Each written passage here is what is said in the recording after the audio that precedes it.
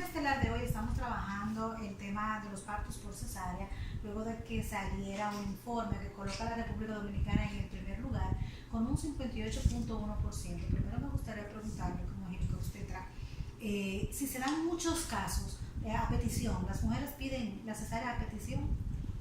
Sí, realmente. Está de nosotros los ginecólogos, obstetras, orientar al paciente, principalmente a aquellas pacientes adolescentes que lamentablemente es muy elevada el porcentaje de embarazo en adolescentes.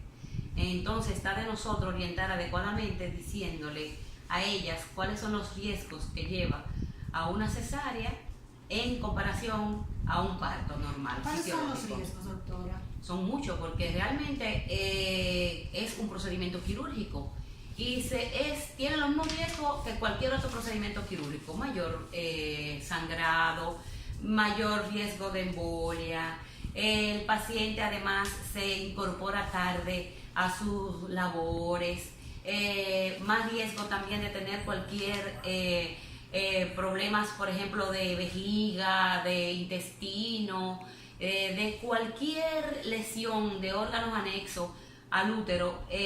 Cuando se somete a un procedimiento quirúrgico, pues lo tiene también la cesárea. O sea que si el niño, por ejemplo, en el momento de la cesárea broncoaspiró, todo ese tipo de cosas, si se hace en manos inexpertas, también la cesárea tiene riesgo tanto para el bebé como para la madre.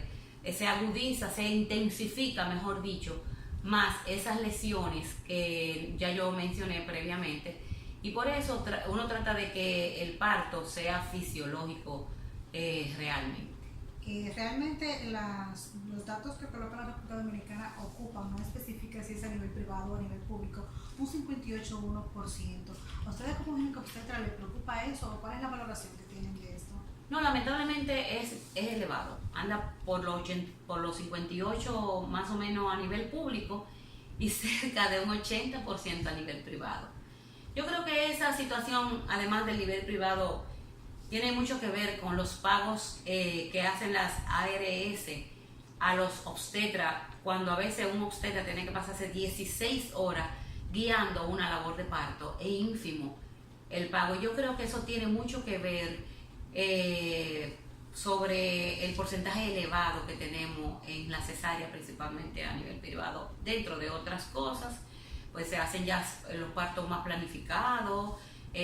No ocurren esos partos ya tanto de madrugada, porque es una cesárea programada, a diferencia de que ya eso es aparte de que cuando se trata de una cesárea porque realmente la medita, como es el caso de, por ejemplo, de un sufrimiento fetal, que eso tiene que ser una emergencia, no importa la hora, el momento, que hay que hacerla. Hay otras causas que, por ejemplo, tiene que hacerse una cesárea en pacientes en productos, por ejemplo, muy macrosómicos, o sea, grandes, en productos que tengan malformaciones congénitas, por ejemplo, como hidrocefalia u otros tipos de malformaciones congénitas, que no debe someterse el producto a una labor de parto prolongada.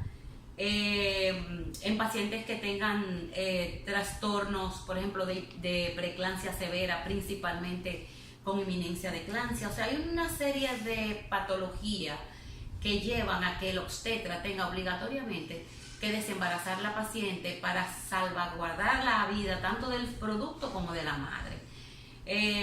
Por ejemplo, en pacientes que tengan placenta previa total, esa paciente no debe someterse a una labor de parto porque realmente corre riesgo su vida. Puede producirse un sangrado muy profuso y la paciente tenga que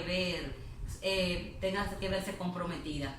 También en pacientes que tengan una labor de parto muy prolongada, nos lleva a nosotros a tener que desembarazarla por vía alta. Pero yo pienso que una cesárea bien indicada es muy beneficiosa tanto para la madre como para el producto, porque definitivamente a veces nosotros nos queremos empecinar en hacer un parto a una paciente que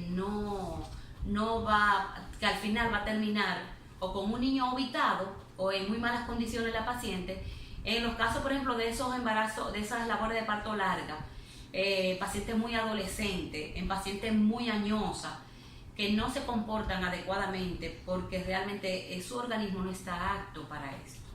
Entonces, en pacientes que tengan, por ejemplo, que dentro de, tienen una dilatación completa, pero definitivamente no hay una, por ejemplo, puede haber una distosia de hombro, donde los hombros no caben en el canal vaginal, entonces a veces hay que fracturar las clavículas, termina uno con un niño con trastornos a nivel, incluso ya la fractura tendría que hacerse, pero además a veces tienen parálisis del plexo y a veces se ubican, entonces no vale la pena. Entonces ahí hay que hacer una cesárea que está indicada.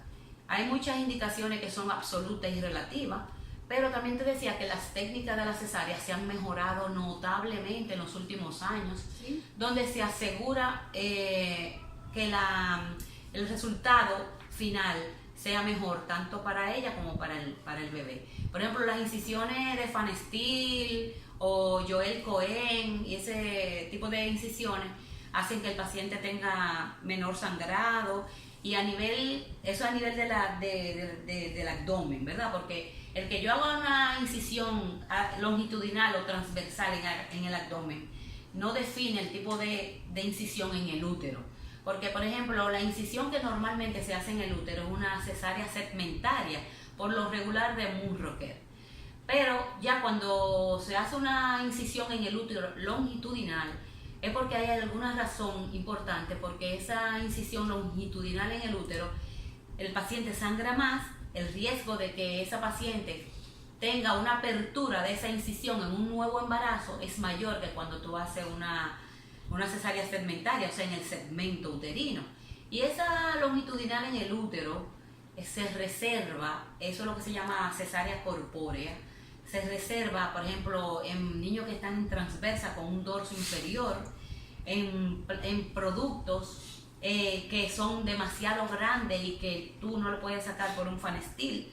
Entonces, pues uno lo analiza dentro de otras razones, pero esas son las más importantes realmente. O sea, realmente lo que también se quiere dejar el mensaje, que no necesariamente los ginecobstetras hacen la cesárea por negocio, sino que porque muchas veces más comodidad, como te ha dicho, porque el paciente lo amerita y no se va a exponer una madre a parir cuando tiene la facilidad de que su bebé nazca sano y que ella también permanezca sana, porque es un binomio. Tenemos que tratar de que tanto el bebé como la madre tenga su salud asegurada. Pero hay una cosa importante y yo creo que eso ha aumentado mucho también la incidencia de cesárea, es porque hay muchas adolescentes embarazadas. Entonces, a veces esas chicas pues tienen mucho parto prematuro, con prematuridad extrema.